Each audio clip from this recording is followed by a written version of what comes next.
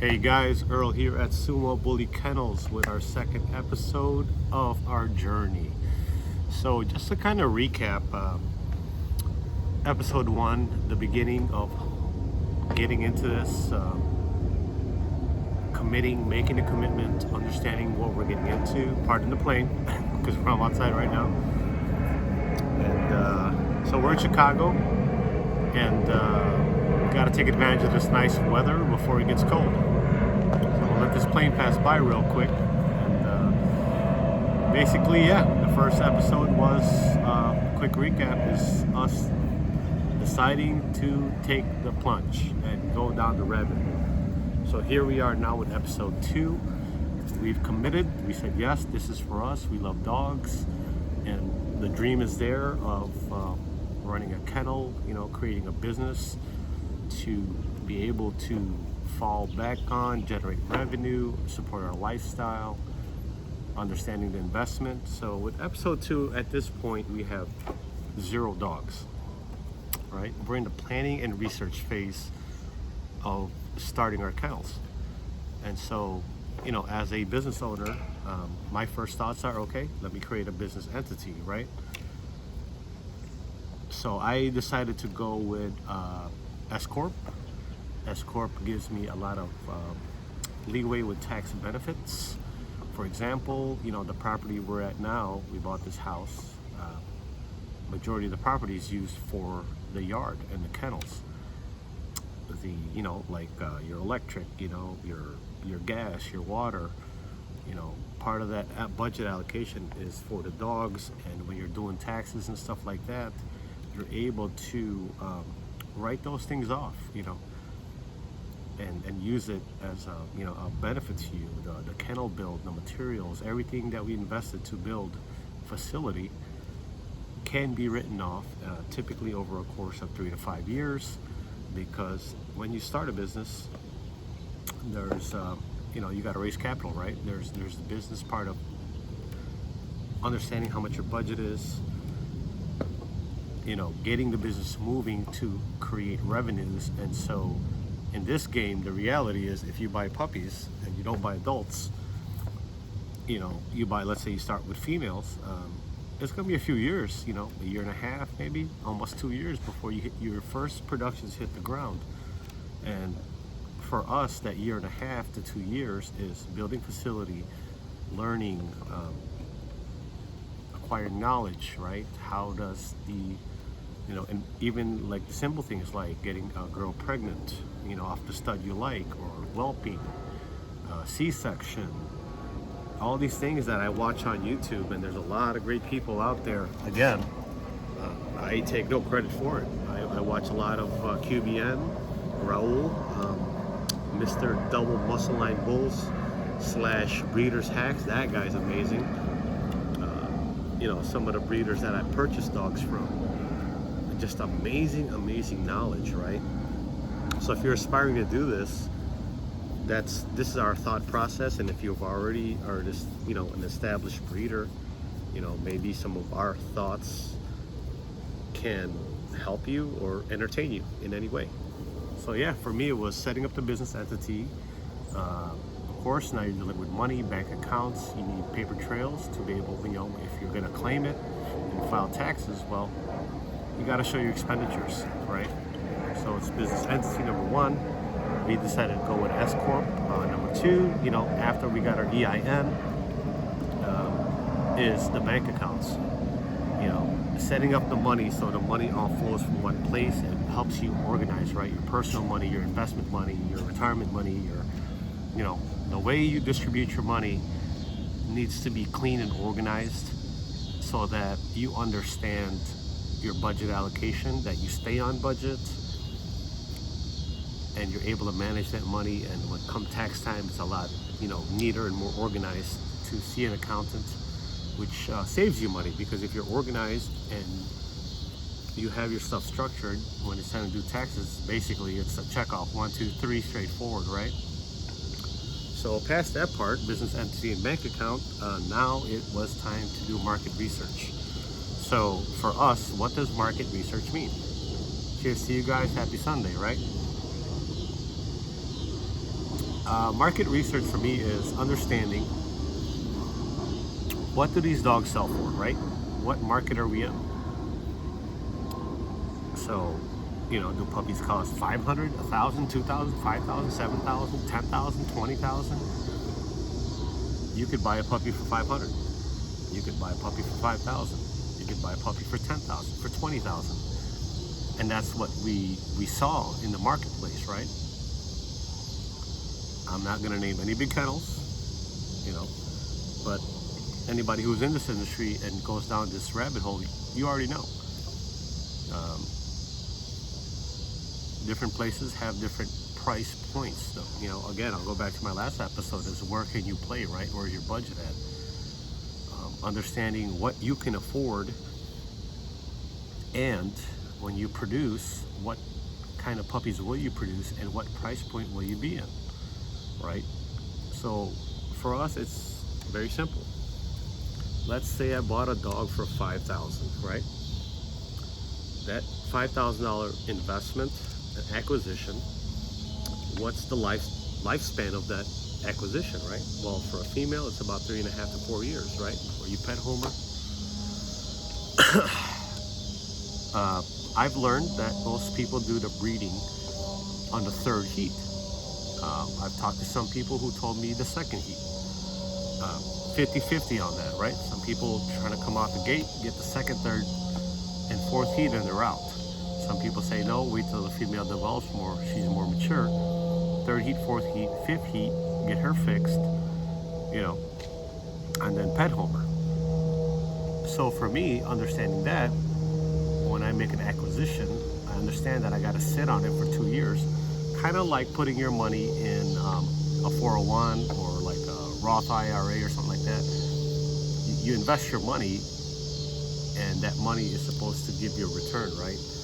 In terms of investing, it can be anywhere from 8 to 10 to 12 to 14% on, long-term investments like that. So for this is a short-term investment. So let's say a $5,000 puppy, let's say I paid a mid-tier price of crappie for $500. That's $5,500, right? All the shots and all that stuff. Let's say I went to the most expensive vet here, and all the shots, including rabies, cost me another $500. So I'm $6,000 into this dog, not including the feed, right? So now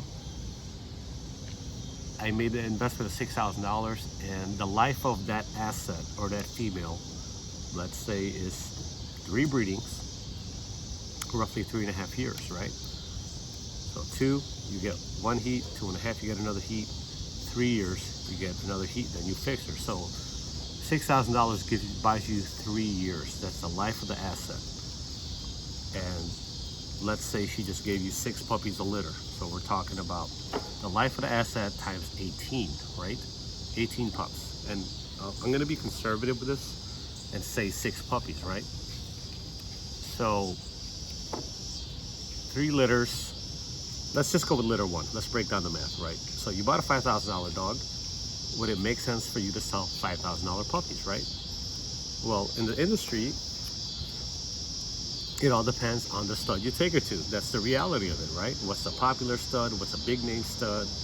What's the, for show people, for breed quality people, or the type? Because again, there's different expressions of XL bullies, right? You got the massive type, you got the bulldog type, you have the, terrier type, the pit bull look. And a lot of those choices is going to determine based on how your female develops and how she looks, right? No dog is perfect, therefore you want to pair her with a best match for her to produce quality pups. And then on top of that, you got to think about, what stud are you picking, right? For me, it's easy. It's the people, like I'm doing this video right now, I'm putting in time.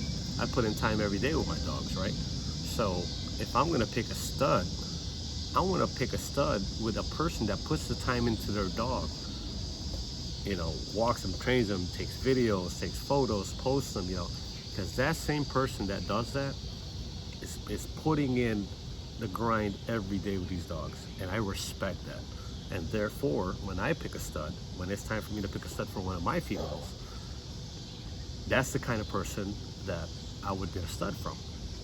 For the simple fact that I'm putting in the work on my end with my girl, the other person is putting in the work on their end and promoting their dog and being their, their dog's agent and so forth and so on. So in my thought process, that's how I feel. That's how I feel about it. That's how I'm gonna go about it. And that's just me. It's not right or wrong, again. So now, okay, let's get back to the numbers. We're talking about a $5,000 female that costs you $6,000 plus the cost of feeding, right? Now there's the stud fee. Could be $5,000, $10,000, $20,000. You guys know what the prices are. All you got to do is go on Google, right? There's the price of TCI or AI or surgical. Depends which route you want to go. Then there's also the price of C-section and whelping. So all those numbers have to come together. So let's say I have a $6,000 dog. I paid, let's say, a conservative $10,000 fee for a quality stud. So now I'm $16,000, right? Let's say this C-section, let's say I'm gonna let this plane pass, but let's say to get her pregnant, let's call it 1,000, right? So we're 6, 10, and 1, 17, right? Now the C-section, let's just call it man, things went all the way south, so let's call it $2,000, right? So we're at $19,000 already, and let's say we only got 6 puppies.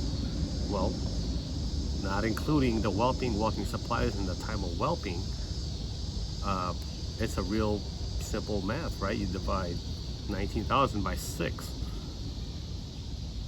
That's your break-even number. So in order for it to run as a business and be profitable, well, obviously you got to charge more than $3,500 a puppy, right? So 6 times, let's say 5,000 a puppy. Let's say all puppies are priced the same, which is, we all know that's not true. The first pick and second pick are going to cost the most, and on down. So question is, what's the lowest price for your pup, right? Your last picks, your bottom picks, if they're even breed quality, if they're not pet home. So let's say of those 6, 1 is pet home. Let's just be honest, right? And you sell that dog for 1,000. Now you got 5. What's your first pick costing your second pick, right? Is your first pick 10 and your second pick is 8? That's 18,000. That almost makes up for the cost of getting this thing done. Now you got pick 3 and 4, to make some kind of money on. And obviously, again, I'm leaning towards the conservative side, right? So let's say you sold those puppies at, I don't know, 5,000 a piece, and then the last pup at 1,000. There you have it. We went 10 and 8, 18, plus 10, 28, plus 1, 29, and it cost us 19 to do it. That's $10,000, right? Gross. That's without the cost of feeding and everything else, or the cost of whelping. That business structure right there, that number would not work for me, I'll be honest. To do a litter and only make 10,000 gross profit without the whelping cost, let's remove another $3,000 for whelping, so that puts us at $7,000. And how many hours did you put into this? It probably wouldn't work for me, to be honest with you. That number has to be a little bit higher for me. So if it cost me 19 to get all this done,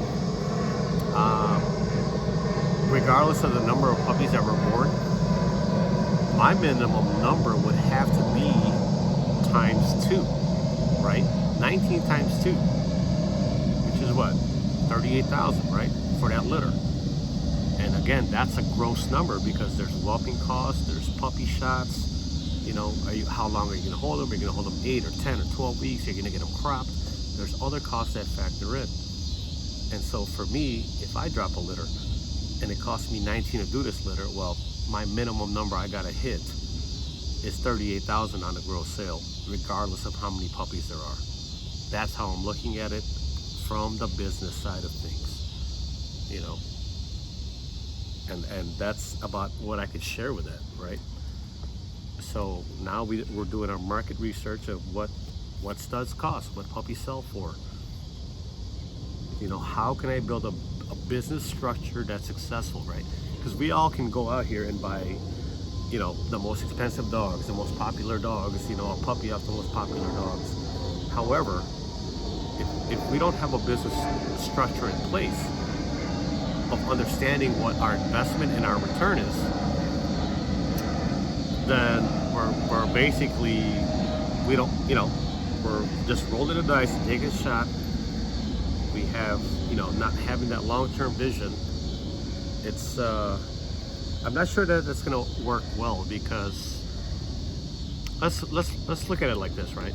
Let's say me and you get in a car and we're going to drive cross country, right? Think about that. You're watching this video, so me, you get in a car, we decide to take a road trip cross country, right? One, we need to know how long it's going to take to get there, how many drive hours. Two, we need to know what our fuel costs are. Three, are we going to stop and eat? Are we going to rest? You know, we have to plan this trip, and if we don't enter it into GPS, we're going to get lost, right? So think about your business structure and planning and research as your GPS, right? If you don't put in that destination into that GPS, well, what are you going to do? Stop at every gas station and ask them which way to go to get here? That's not a good way for me to go about things. Like, if I'm going to plan a road trip, I'm going to know, calculate my fuel cost if you have a gas vehicle. That way I know how much it costs to get us there. And everything in between. Like, I'm gonna map my route, okay? And if I'm tired, where can I stop by? You know, maybe get a room for a short stay, 5-6 hours, get some sleep or something like that, shower up, freshen up, use the bathroom facilities and stuff like that. So I equate our journey of research and planning just like I would a road trip, right? Do we need to bring snacks, water, you know, all this stuff here? Are we going to drive it straight, and we're going to take shifts driving, or are we going to pull over and get some rest? Because maybe, you know, like for me, I can't see well at night, so I can't drive well at night. And knowing that means either me and you, if we're driving, you're going to have to drive at night. And if you can't drive at night either, then guess what? We're only going to drive the daytime hours, which is typically from 7 a.m. to about 6 p.m., right? So that's 13 hours, and if we're taking a 20-hour trip, that means we got to pull over, get some rest, so that next morning we get up, have some breakfast, and we're on the road again. We're gonna have to split the trip. So in our journey in this business, that's exactly what it is for me. It's understanding everything, mapping it out, planning it, you know, and the market research of things. And so you go market research, which would, you know, lead us to breeder research. Who's out there? You know, what do? Are they show people? Are they breeders, right? Because you have two different kind of people. You got people who are not really heavy in the breeding. They love going to the shows. Then you got people who are heavy on the breeding side. Don't go to the shows much, right? And then you have one that does both. And it's that was the part of breeder research is now. And even till this day, I still reach out to people because I want to connect with great people. I have a great vision, right? So let's equate my vision though, now building a house, right? If I'm building a house and I have this great vision of what I'm going to create for myself, for my family, you know, and just my vision and my dreams, I got to reach out to the right people, right? I can't build a house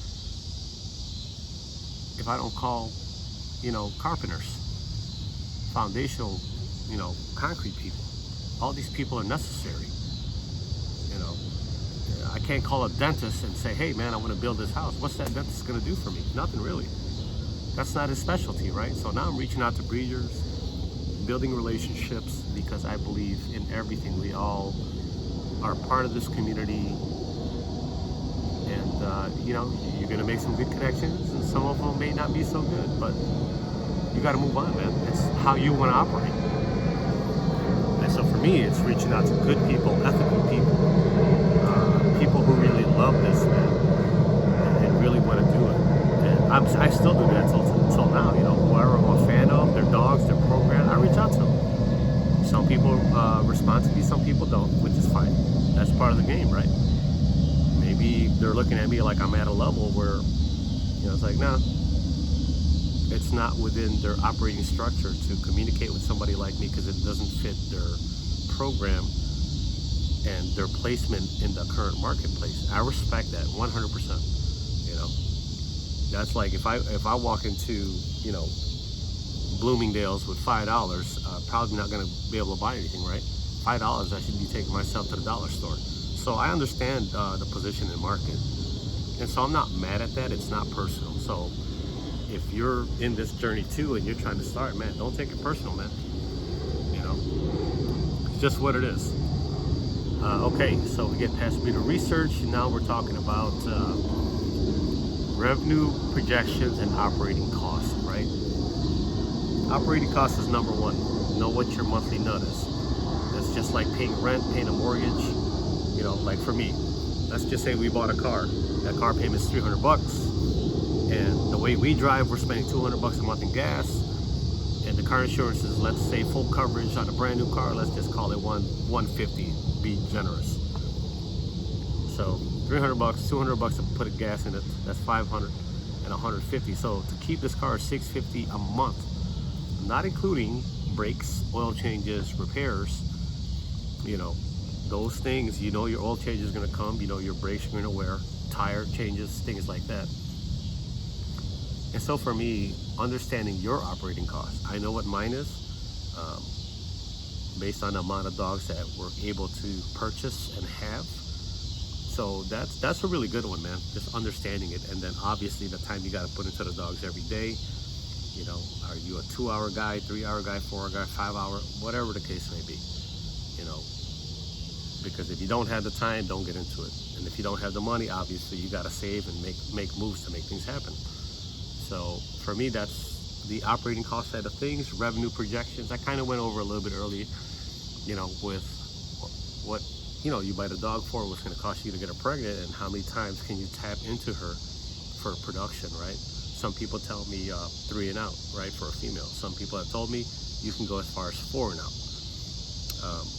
Unfortunately, I don't have the experience yet when it comes to that. So I'm going to play by ear. I'm going to learn more, reach out to more people, listen to good quality content, and I can only share what I learn, right? So this is what I'm sharing up to this point in our journey.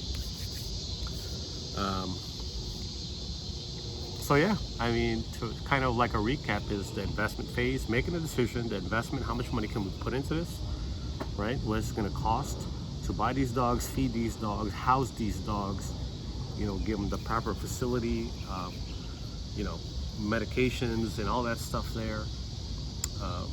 And then what's our projection for positive cash flow, right? So when, at the end of the day, you know, we love the dogs, right?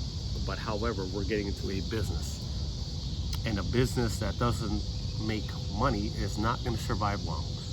So understanding what it costs, right? Let's say, I don't know, 3 dogs at $5,000 a piece, you know, $15,000, and then the feed, and then the stud fees and everything else. So you have to make money, otherwise you're not going to be here long. It's not going to work well for you, and it might be the first year or second year or third year. You're going to belly up because you're trying to go somewhere without punching it into your GPS and understanding how long it's going to take, right? So for a female, I know I got 3.5 years, right? That's how long it's going to take. But I know that in that 3.5 years, the first 2, she's dormant, right? There's no revenue there for 2 years. What does it cost to hold her for 2 years? Your holding cost, right? And then the back end, the 1.5 to, you know, to 2 years, that's her production years, right? So you're talking about 3.5 years. And if your acquisition is $5,000, and let's say it costs you $1,000 a year to feed her, let's just say, you know, plus the medicals. So now you're $4,000 just to feed this dog for that amount of time, plus the $5,000, you know, $9,000. Let's round it off to $10,000 to have this dog for 3.5 years. What can she produce for you, right? If you just tap her 3 times. And then obviously, you know, the stud fee, fluctuates because it depends on who you pick, right? Depends on where your money's at, depends on how the dog looks, depends on who's going to give her the best, to complement her features or correct her features. And again, part of that too, like, I'll get into an episode about embark, but that's really how I look at it. In order for me to be successful at this thing that I love to do, that I'm getting into, the math has to add up. And I think a lot of people that talk to or dealt with, they led with the passion side first and didn't really consider the back end of what everything costs, right? So all I could do is afford one dog, and I can't even afford a stud fee to a quality dog, and let alone pay for a emergency C-section or impregnating her. It's really not going to work for me, right? And so that's what I'm saying, like when I share a journey, like where is my thought process? And I don't know it all, and I don't have everything figured out. All I can do is share where I'm at, why I'm doing it, what I've learned, and maybe one of you guys comment down there like, hey man, you forgot this. And I would appreciate that, because, we learn from each other, right? A lot of stuff I've learned from talking to breeders and consuming content from other breeders. I don't have it all figured out, but all I can do is share our journey, what part we understand well. I've never walked a litter. So when I get there, there's going to be people to help me out, and then there's the other part that I'm going to find out on my own what it really is. So until I get there, I truly don't know. I might be a natural born lover. I might be terrible at it. I might pay someone to do it for me, right? As a business, I have to think that way. Can I do it? Sure. How is it going to affect my life? Or as a business, do I say, hey man, you got to make sure everything turns out right. As a business, we need to pay somebody to come in here and whelp this litter. So one thing is, it is a business. And so you have to make the decisions based as a business and not how you feel. And I guess that's really where I'm at with this episode, is the planning and research, going over everything. I promise it gets more fun, as I know you guys want to hear about which dogs I picked and why I picked them. But for me, it's like, I'm not even, at this point in our journey, I'm not even there yet, right? How's this gonna work? So I'm gonna wrap episode 2 with that. Hopefully this brings value to you and challenges you to think about things. Maybe you're an aspiring breeder, so hey, I'd like to do this too, and you know what, I'm gonna plan it as well. Or maybe you're an existing breeder and you've been breeding for the last couple of years, 3 years, 4 years, and you have a solid program and you're lacking the business infrastructure, right? There's levels to this thing, because there's the dog part of it, right? Some people are, just natural dog people. There's the business side to this, right? Because if it wasn't, we'd all just, hey, let's just do in the back alley, whatever. Breed your dog to my dog. The reality is, this is an industry. And if you're breeding dogs and you're selling dogs, you're a business, right? Whether you're operating as a legitimate business or not, you're still operating the business. And that's what I'm really focusing on this episode, the direction we decided to go in. So hopefully those things like really open up your mind and get you thinking, maybe you have killer dogs on your yard and you need to put more time into the business aspect of operating your business a certain way, understanding your math, your projections, and how you're going to get there through marketing and sales and exposure, right? So maybe you're a brilliant dog person that can whelp, do everything yourself. However, you're not good on the structure of your business. And maybe this episode hits you and you're like, you know what? Yeah, I'm going to touch base, maybe get a business coach, maybe, consult with somebody and get some help how to structure myself better so I can make more money doing what I enjoy doing, right? And hopefully that's, that is the message for some of you. I'm going to wrap this one here.